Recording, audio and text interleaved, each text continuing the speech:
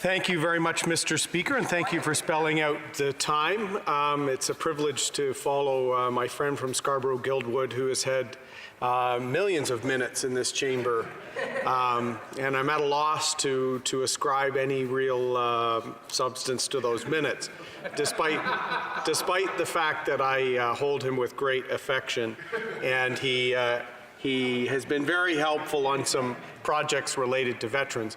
And on that matter, maybe he can help get the Afghan monument finally done, Mr. Speaker.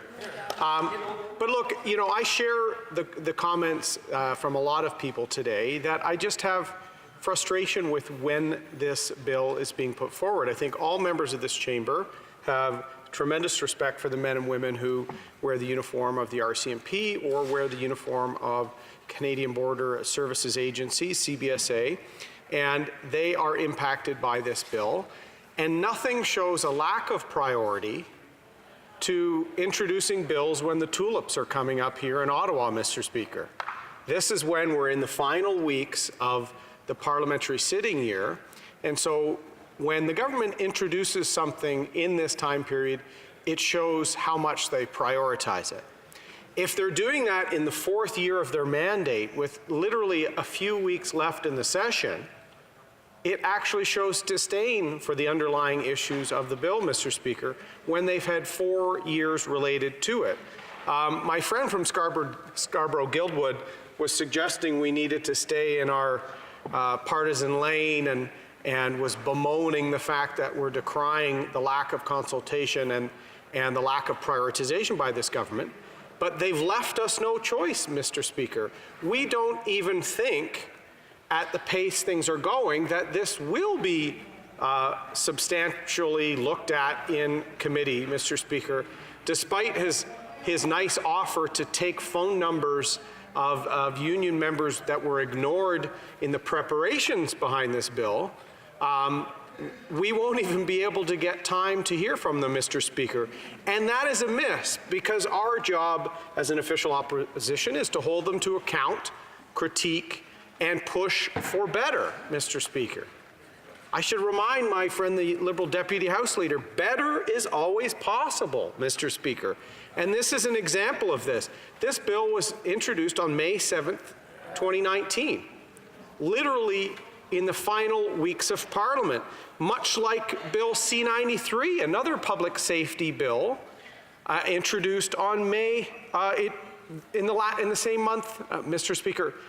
And what is shocking is these are areas they've talked about since their first weeks in government. In fact, the marijuana pledge is probably really the only accomplishment of 4 years of this Prime Minister, Mr. Speaker, and they're putting the cannabis record suspension bill to this House in the final weeks.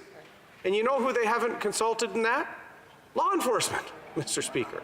So it really is quite astounding, because if Canadians might remember, the first few months of the Liberal government back in 2015, 2016, they were really fond of consultations. And I think my friend from Sarnia and other people have made note. In fact, there was little vignettes created of saying, we're going to consult, we're going to have public consultation.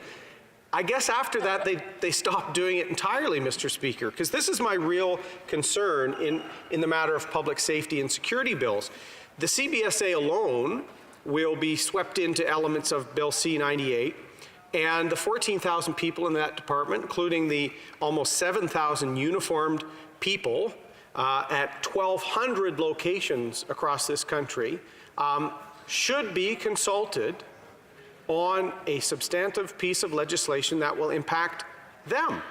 They were not. In fact, the Customs and Immigration Union has been demanding to be consulted, not in the committee stage in June, a few days before Parliament may rise and go into election, Mr. Speaker. They should have been consulted prior to the legislation.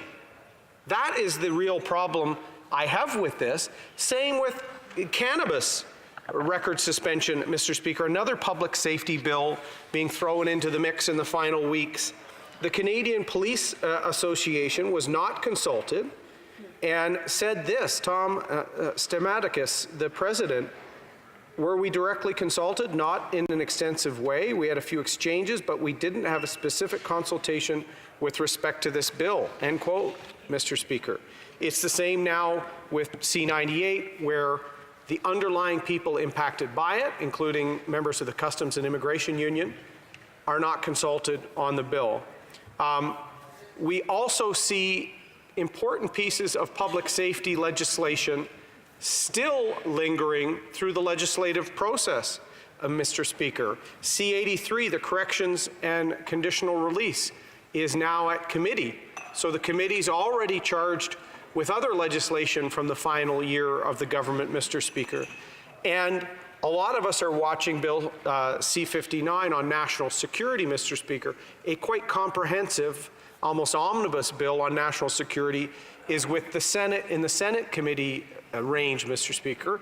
I've been advocating on that bill and for the no-fly list, supporting the good work done by the families of the no-fly list kids to make sure that we can have a system to remove false positives, remove children from this list, which is ineffective in terms of public safety if it's got tons of erroneous and duplicative names on it, but also substantially unfair to Canadians, especially young children, impacted by being on the no-fly list. So we need the ability to have an ability for them to take themselves off the list. That's in C-59, and that bill we're urging, and I'm publicly urging Senate colleagues to make sure they give the proper review, but quickly and get it done. So there's already, Mr. Speaker, a backlog of public safety and security legislation in Parliament now, let alone a number of other bills being introduced in May. It should also concern Canadians, stepping out of public safety for a moment, that some of the signature issues for Indigenous Canadians also had to wait until the final months of this government in terms of child welfare legislation, which I think I spoke about in this place maybe 10 days ago or so, Mr. Speaker, and their Indigenous language bill, also tossed in when the flowers are coming up here in Ottawa at the end of the year. That's a lack of respect, Mr. Speaker. It shows there's a priority in terms of speech and imagery and photos with this Prime Minister, and a lack of priority in action on public safety issues, on issues related to reconciliation. So governing is more than lofty language, Mr. Speaker. It's delivering on the priorities for Canadians and the things they need. So to review, I would like to see substantive committee time for Bill C-98 so that the Customs and Immigration Union can be properly consulted.